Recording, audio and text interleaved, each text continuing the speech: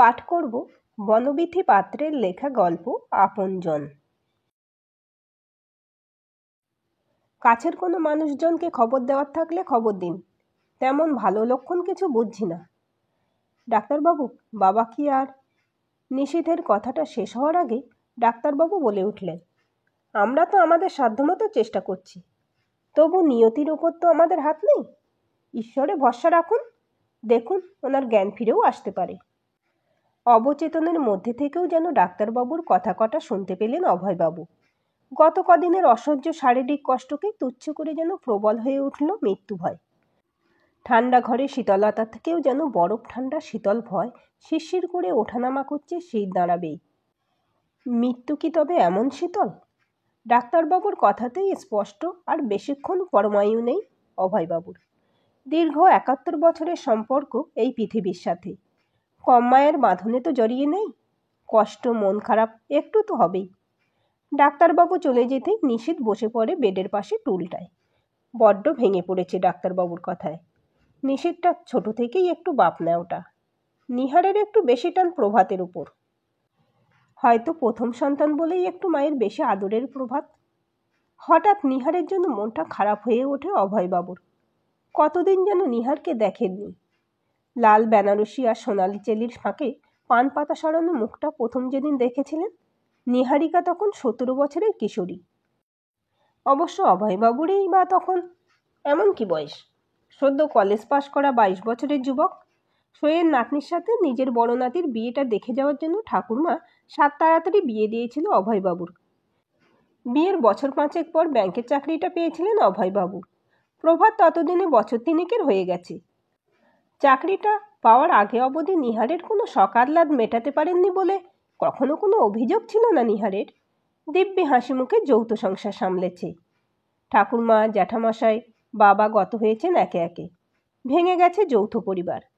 শহরে নতুন সংসার তখন। প্রভাতের পড়াশোনা, মায়ের অসুস্থতা, নিশীথ তখন কোলে। সবটুকু পরিপাটি করে সামলাতো নিহার। সবার কথা ভাবতে গিয়ে যেন অভয়বাবুর জন্যই এতটুকু সময় ছিল না ওর। সেই অভিমানেই হয়তো মনোরমার সাথে একটা মানসিক ঘনিষ্ঠতায় জড়িয়ে পড়েছিলেন। যদি না সেই সময় মনোরমার বিয়ে হয়ে যেত, হয়তো আরও বড় ভুল করে ফেলতেন অভয়বাবু। তবে কি তিনি নিহারকে ঠকিয়েছেন? নিহার তো কখনো কোনো গোপনীয়তা রাখেনি ওদের সম্পর্কের মধ্যে। তবে অভয়বাবু কেন পারলেন না সবটুকু স্বীকার করতে নিজের স্ত্রীর কাছে? জীবনের শেষক্ষণে এসে বারবার মনে হচ্ছে, স্বীকারোক্তিটুকু করে না গেলে যেন দুজনের সম্পর্কে সামান্য আড়াল থেকে যাবে। কিন্তু সেটুকু সময় কি আর আছে তার হাতে? ভাবতে ভাবতে কখন যেন তলিয়ে গেছিলেন অবচেতনার গভীরে। একটা চেনা হাতের স্পর্শে অবচেতনার ঘোরটা আবার যেন ফিকে হয়ে এলো অভয়বাবুর। চোখ খোলার ক্ষমতা নেই, তবু অনুভূতিতেই টের পেলেন নিহার এসেছে। উফ, কি শান্তি এই একটু স্পর্শে। নিশীথ ছোট বৌমার কথা শুনতে পাচ্ছে। ইস, সবাই চলে এসেছে বাড়ি থেকে। পুচকি নাতনিটাকে নিশ্চয়ই ওর দিদুনের কাছে রেখে এসেছে। একবার নাতনিটাকে ভীষণ দেখতে ইচ্ছে করছে, কিন্তু এতটুকু বাচ্চাকে তো আর হসপিটালে আনা যায় না। একসঙ্গে বেশি জনকে থাকতে দেবে না রোগীর কাছে, তাই হয়তো চলে গেল ওরা। নিহারকে রেখে গেল। হয়তো শেষ সময়টুকু দুজনকে একসাথে থাকতে দিচ্ছে। প্রভাত কি এখনো অভিমান করে আছে? একবার আসবে না মৃত্যু পথযাত্রী বাবাকে দেখতে? নিশীথের বিয়ের পরে পরেই ছেলের পড়াশোনার দোহাই দিয়ে উঠে গিয়েছিল নিজের নতুন ফ্ল্যাটে। একসাথে থাকলে নাকি ছেলেকে মনের মতন করে মানুষ করতে পারবে না। গত বছর পুজোর সময় বাড়িতে এসে বসত বাড়িটাকে প্রমোটিংয়ে দেওয়ার প্রস্তাব দিয়েছিল। একসাথে অনেকগুলো টাকা আর একটা সুন্দর ফ্ল্যাটের লোভে নিশীথও রাজি হয়ে গিয়েছিল। নিজের রক্ত জল করা টাকা আর পরিশ্রমে করা বাড়িটাকে ভেঙে নষ্ট করে দিতে রাজি হয়নি অভয়বাবু। তারপর থেকেই রাগ প্রভাতের। ফোন করা, খোঁজ খবর নেওয়া একেবারে বন্ধ করে দিয়েছে। এই কদিনে বাবার এত অসুস্থতার খবর পেয়েও কি একবার আসতে পারত না প্রভাত? এত অভিমান বুড়ো বাপটার উপর। নাতিটা উঁচু ক্লাসে পড়ছে, ছেলেকে ডাক্তারি ইঞ্জিনিয়ারিং পড়াবে বলেই হয়তো টাকার দরকার ছিল প্রভাতের। বুকের মধ্যেটা কেমন যেন চিনচিন করছে অভয়বাবুর। প্রভাতের জন্য আনচান করে উঠছে বুকটা। ছেলেটা একটিবার এসে পাশটাতে দাঁড়ালেই যেন সব কষ্টের অবসান হবে। অভয়বাবুর কপালের উপর থেকে ঠান্ডা স্পর্শটা হঠাৎ করেই যেন সরে যায়। তবে কি নিহার এবার চলে যাবে? আর তো বেশিক্ষণ এই পৃথিবীতে থাকবে না অভয়বাবু। তাহলে আর একটু কাছে থাকলে কি ক্ষতি হতো? কে কথা বলছে ঠিক যেন বুঝতে পারছে না অভয়বাবু। খুব চেনা মানুষ, তবু কিছুতেই বুঝতে পারছে না মানুষটাকে। ডাক্তারবাবুকে বলে দিয়েছেন আর কোনো আশা নেই? নিহার নিচু গলায় কী উত্তর দিল বুঝতে পারলেন না অভয়বাবু। গত সপ্তাহে যখন তোমার সাথে ফোনে কথা হলো তখনও তো কিছু বললে না। আজ ফোন করেছিলাম তখন তোমার ছোট বৌমার মুখে খবরটা শুনেই ছুটে এলাম। ওহো, নিহারের সেই পাড়াতুতো স্বপনদা। এখনো যোগাযোগ আছে নিহারের সাথে? মাঝে মাঝেই কথা হয় নিহারের সাথে? কই, কখনো তো সে কথা বলেনি নিহার।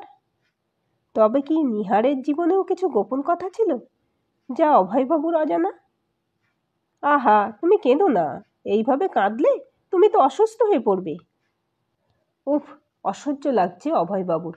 দরদ একেবারে উতলে পড়ছে। স্বামী মরছে আর স্ত্রী সেই সময় একটু কাঁদবে না? নিহারের কাঁদো কাঁদো গলা। মানুষটা চলে গেলে আমি তো একা হয়ে যাব। কি করবে বলো? কাউকে আটকে রাখার ক্ষমতা তো আমাদের নেই।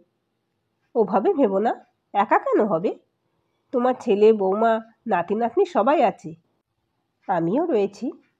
শেষ শব্দ দুটো যেন একটু আস্তে করে বললেন নিহারের স্বপনদা। তবে তো নিশ্চিন্তেই চলে যেতে পারেন অভয়বাবু। নিহারের জন্য ভাবার তো অনেক মানুষ আছে। রাগ নয়, এবার যেন নিজেকে মূল্যহীন লাগছে অভয়বাবুর। এবার সত্যি সত্যি নিহার চলে গেল।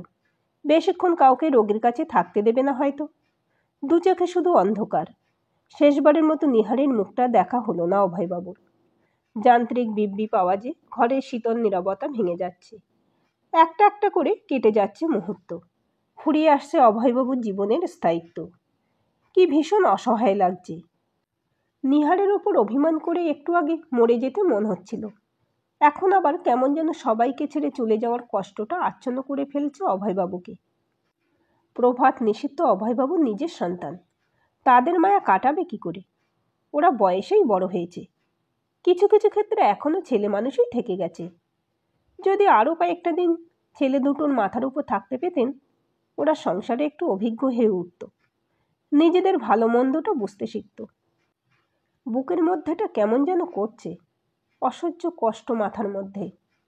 মৃত্যু বোধহয় এসেই গেল এবার। ভেঙে পড়লে চলবে না, আমাদের এখন শক্ত থাকতে হবে। অভয়বাবুর চেতনায় যেন খুশির ঝিলিক খেলে গেল। অবশেষে প্রভাত এসেছে। যেদিন প্রভাত জন্মেছিল সেদিন যেন ঠিক এমনি এক অদ্ভুত ভালো লাগার অনুভূতি হয়েছিল অভয়বাবুর। একবার কি প্রভাত এসে হাত রাখবে না কপালে? কিংবা চেপে ধরবে না হাতটাকে? আত্মজের স্পর্শটুকু আগে কখনো এমনভাবে পেতে মন হয়নি অভয়বাবুর। দু ভাই নিজেদের মধ্যে যেন কথা বলতে ব্যস্ত। এমন ভালো সুযোগ আর পাবি না। আমার চেনা জানা প্রমোটার বলে এতটা দিতে রাজি হয়েছেন। আর দেখ না, বাবার মারা যাওয়ার কথাটা বলে মায়ের জন্য কিছুটা টাকা আদায় করে ছাড়ব। কিন্তু টাকা না হয় নিবি মায়ের জন্য। মা থাকবে কার কাছে? সেটা তোকে আর আমাকেই দেখতে হবে। তবে বুঝতেই পারছিস তো, তোর বৌদি ছেলের পড়াশুনো নিয়ে এত ব্যস্ত সারাদিন, মাকে দেখাশোনার ঠিকমতো সময় পাবে না। তার থেকে বরঞ্চ তোর কাছেই থাক মা। পুচকিটারও একটা সবসময় সঙ্গী হবে। না মানে বুঝতেই পারছিস তো, আমার ইনকাম। ওহ, সে নিয়ে কেন ভাবছিস? বাবার জমানো কিছু টাকা আর বাড়িটাকে প্রমোটিংয়ে দেওয়ার পর মায়ের ভাগের টাকাটা ব্যাংকে রাখলে যা সুদ পাবি তাতেই মায়ের খরচ চলে যাবে। বয়স হচ্ছে তো মায়েরও। মা মরে গেলে সবটা তোর হয়ে যাবে। ওই টাকাতেই পুচকির বিয়ে সব খরচ হয়ে যাবে, দেখবি।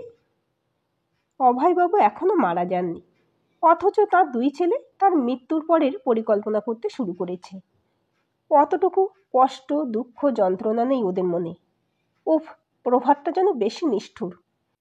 অথচ ওই অভয়বাবুর প্রথম সন্তান। একটু আগে এই সন্তানদের জন্যই বাঁচতে চাইছিলেন অভয়বাবু। কি হবে আর বেঁচে? মৃত্যুর আগেই তো তিনি সন্তানদের মনে মৃত হয়ে গেছেন। দু চোখ দিয়ে জল গড়িয়ে পড়তে লাগলো তাঁর। দেখ দাদা, বাবার চোখে জল। তবে কি জ্ঞান ফিরে আসছে বাবার? আচ্ছন্নতা কেটে যাচ্ছে বাবার? দেরি না করে প্রভাত সাথে সাথে সিস্টারকে ডাকতে যাচ্ছিল। উফ, আবার সিস্টারকে ডাকতে যাচ্ছ কেন? ডাক্তারবাবু তো বলেই দিয়েছেন। আর এই রুগী বেঁচে গেলে তার কত হ্যাপা জানো? কে সামলাবে সেই সব? তার চেয়ে বড় বৌমা শেষ কথা কটা যেন একটু বেশি আসতেই বলল। প্রভাতের বিয়ের সময় বড় বৌমার বাবাকে কথা দিয়েছিলেন অভয়বাবু যে ওনার মেয়েকে বৌমা নয় নিজের মেয়ের মতো ভালোবাসবেন। মেয়েটাকে সত্যি ভীষণ ভালোবাসেন অভয়বাবু। বৌমার হাত ছাড়িয়ে প্রভাত সিস্টারকে ডাকে। কয়েক মিনিটের মধ্যেই ডাক্তারবাবু এলেন। আবার এটা সেটা পরীক্ষা নিরীক্ষা। ঈশ্বর আপনাদের সহায় আছেন। আপনাদের বাবা চিকিৎসায় সাড়া দিতে শুরু করেছেন। ডাক্তারবাবুর কথায় দুই ভাই নির্বাক। বাবার বেঁচে যাওয়াটা কি সত্যিই তারা চায়নি? মনের মধ্যে কি ভীষণ যন্ত্রণা হচ্ছে অভয়বাবুর। ডাক্তারি যন্ত্রপাতিতে সে যন্ত্রণার চিহ্ন ধরা পড়ছে না। এভাবে বেঁচে যাওয়ার যন্ত্রণা যে মৃত্যু যন্ত্রণার থেকেও কষ্টকর। আজকের এই গল্পটি আপনাদের কেমন লাগলো কমেন্ট করে জানাবেন। ভালো লাগলে অবশ্যই একটা লাইক দেবেন আর চ্যানেলটি সাবস্ক্রাইব করে সাথে থাকবেন।